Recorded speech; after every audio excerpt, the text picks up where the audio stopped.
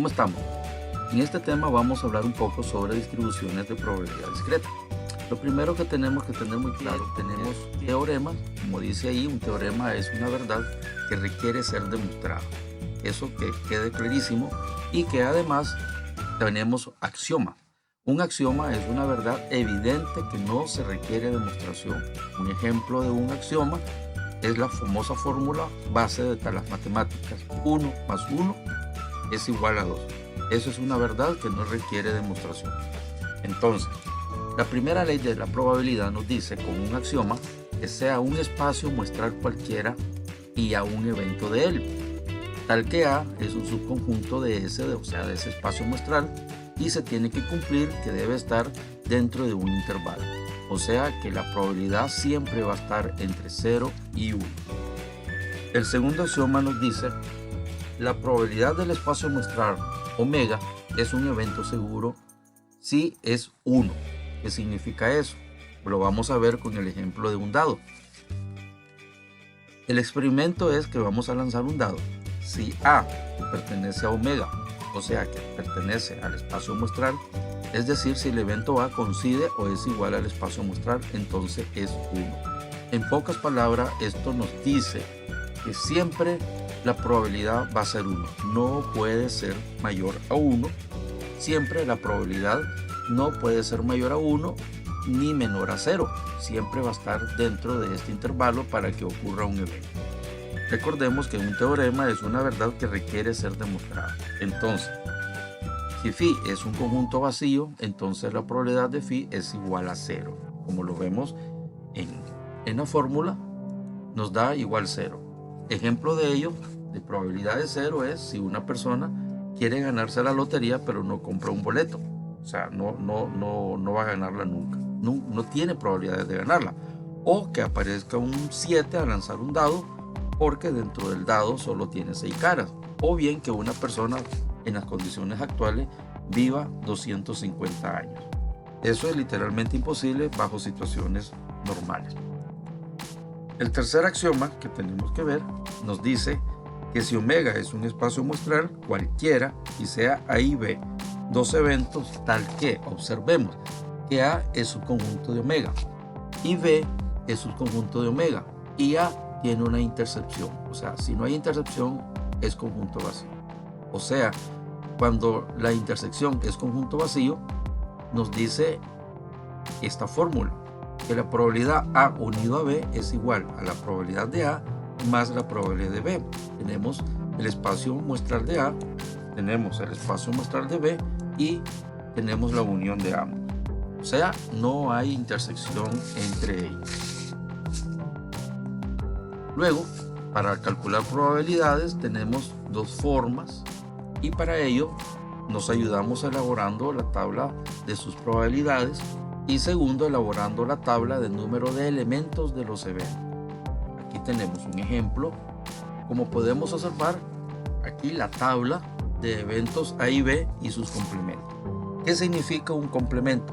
Por decirlo de alguna manera, si tenemos la probabilidad de que ocurra un evento de un 75%, el complemento es que no ocurra, o sea, un 25%, y se denota A elevado a C, para denotar que A elevado a C es su complemento.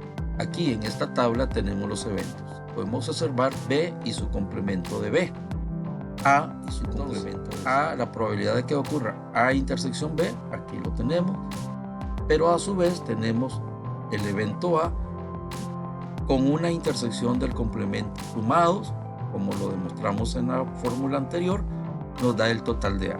De igual forma, el complemento de A y su intersección con B y el complemento de A y la intersección de unidos nos da el complemento de A. Total, aquí tenemos la probabilidad de que A intersección B y que el complemento de A con la intersección B es el B total, que es el contrario de esto que estamos viendo.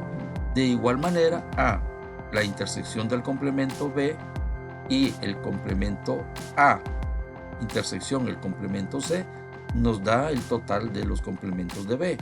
En la siguiente tabla, como nos dice las dos formas de calcular probabilidades. También tenemos la tabla de números de elemento y sus complementos. Aquí lo tenemos y podemos observar multiplicado por la probabilidad que debería de darse con la probabilidad dada, n por a intersección b, y así sucesivamente.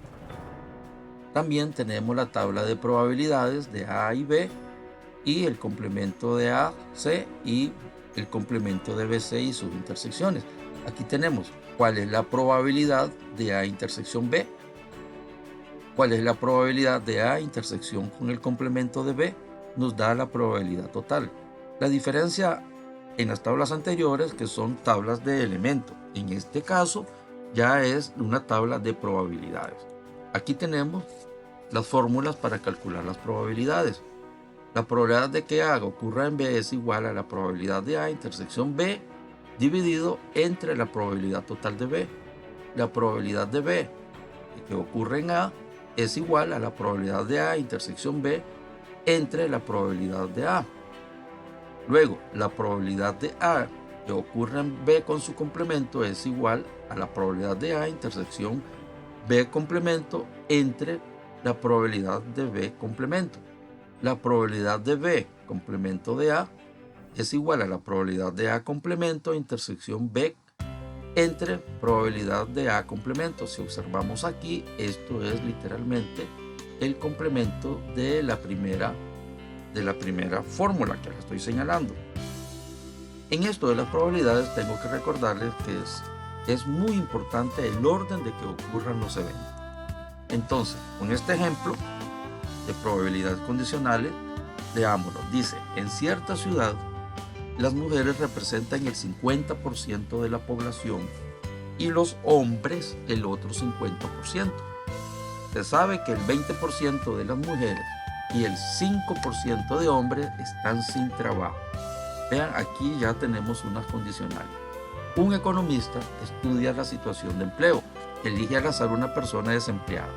Si la población total es de 8.000 personas, preguntamos, ¿cuál es la probabilidad de que la persona escogida sea A, mujer, B, hombre, C, mujer y que esté empleada? 2, que esté desempleado pero que sea hombre, o bien que sea empleado dado que es mujer.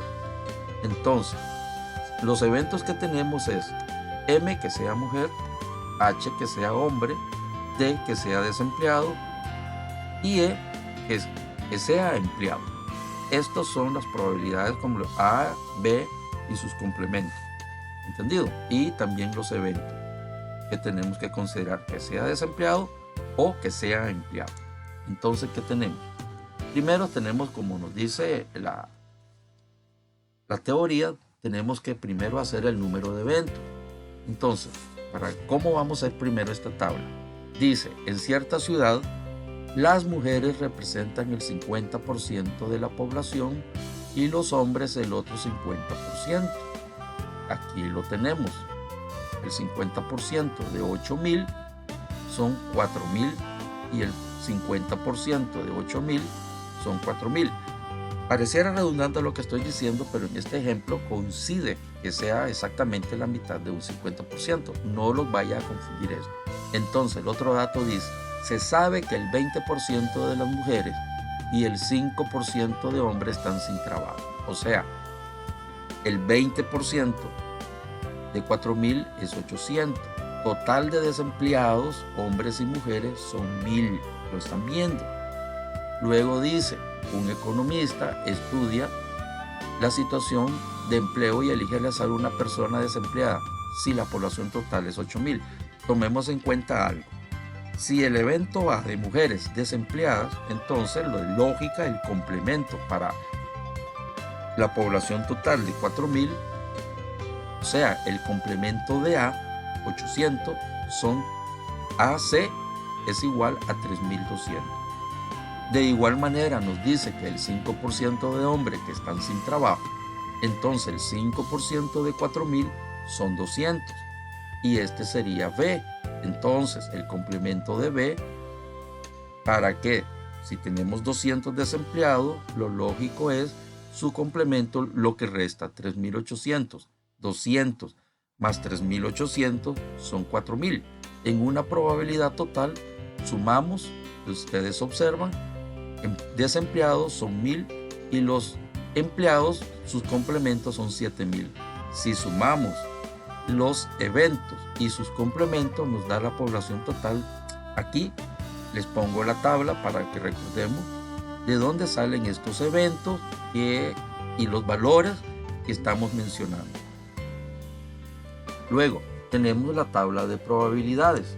Observemos 800 entre 8.000, que la población nos da 0,1. Bueno, recordemos que aquí tenemos la tabla de desempleados, que fue la primera tabla que hicimos, y luego nos apoyamos en esta tabla de números de elementos, lo están viendo. Y la unión de la probabilidad de A, intersección B, es la suma del primer teorema que vimos, nos da 800 entre 8.000, nos da 0,1 y así sucesivamente. 200 son los eventos que tenemos aquí, entre la intersección o sumado nos da 8.000, 0,25. ¿Okay? Entonces así calculamos las tablas de probabilidades. Por consiguiente, al calcular estas tablas, nos hacemos los cálculos aquí, observemos, y nos da los resultados. ¿Cuáles son? Para que sea mujer, aquí lo tenemos, el 50%. De hombres, el 5%. La probabilidad de empleados, 0.875. Empleados, el total, aquí lo vemos, 0.875. Que estén desempleados, 0.125. Luego aplicamos las fórmulas para calcular la probabilidad de que sea mujer, pero que sea empleada. Calculamos su probabilidad, su intersección entre la población de empleados. Okay, aquí la tenemos, nos da 0.475. Aquí lo ven. Okay. La probabilidad de que esté desempleado y que sea hombre, lo mismo que en la operación anterior, nos da 0.25, que es aquí hombres desempleados, entre el total de desempleados, aquí lo vemos con su complemento, y nos da el 0.5, o sea el 50%, dividido 0.025 entre 0.5 es igual a 0.05. Luego, la probabilidad de que sea empleado y sea mujer nos da 0.40, aquí lo tenemos, que sea empleado y que sea mujer, respuesta 0.40, dividido entre el total de esos eventos, que son 0.50. Aquí debo de aclararle, y recuerden que es 0.50 porque coincide que es el 50% tanto para hombres como para mujeres. Y lo que nos queda ver la probabilidad de hombre y desempleado. Aquí tenemos el 0.25, hombre desempleado, su total, que es de hombres 0.125, para que nos dé un total de 0.2. Entonces, de esa manera tenemos el resumen ya completo del cálculo del ejemplo anterior. Por lo tanto, nos damos cuenta que mujeres y hombres desempleados y hombre, mujeres desempleados y empleado y hombre son eventos independientes. Y aquí tenemos el resumen de todo lo que nos habían preguntado. Que sea mujeres un 50%, que sea hombres es otro 50%, que sea empleado es 0.875 y que sea desempleado 0.125, y aquí están los eventos y los cálculos de las operaciones anteriores. De esta manera hemos visto un ejemplo de cómo aplicar las distribuciones de probabilidad discreta. Bueno, jóvenes, como les dije hace un momento, hemos visto distribuciones de probabilidad discreta con un ejemplo muy claro, y les invito a que vean los siguientes videos sobre distribuciones binomiales. Muchas gracias y nos vemos en la próxima.